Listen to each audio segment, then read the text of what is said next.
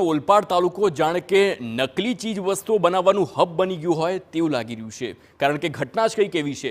નકલી ઘી, નકલી શેમ્પૂ, નકલી પાન મસાલા, નકલી આયુર્વેદિક દવા અને નકલી ચલણી નોટો। જી હા, ઓલપાડ તાલુકામાં છેલ્લા 10 મહિનામાં પોલીસની સતર્કતાથી ઝડપાયો છે નકલી પ્રોડક્ટનો કાળો કારોબાર।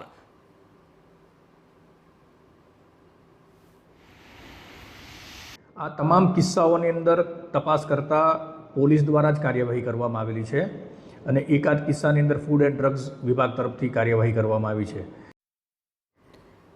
તો ગયા વર્ષે ઓલપાડના બોલાવ ગામની સીમમાં કિમ પોલીસે સોયાબીન ઓઇલ અને કલરનું મિશ્રણ કરી નકલી બનાવતી ફેક્ટરી ઝડપી અને 6 લાખનો મુદ્દામાલ કબજે કર્યો હતો। ત્યારબાદ સુરત જિલ્લામાં એલસીબીએ ઓલપાડના માસમાં ગામે 50 લાખ હજારની કિંમતનું 8000 કિલો ઘી ઝડપી પાડ્યું હતું। તો ઓલપાડના જ માસમા ગામેથી પોલીસે પ્રતિષ્ઠિત બ્રાન્ડનું નકલી શેમ્પૂ અને ગુટકા બનાવતું કારખાનું ઝડપ્યું હતું। આરોપીઓ તમામ નકલી સામાન બિહાર મોકલતા હોવાનું સામે આવ્યું।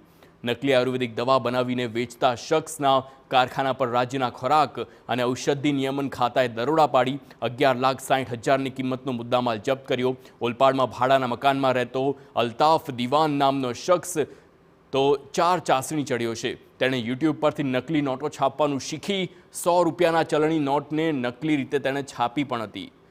તો આ 5 દ્રશ્યો આપની ટીવી સ્ક્રીન પર આપ જોઈ શકો છો।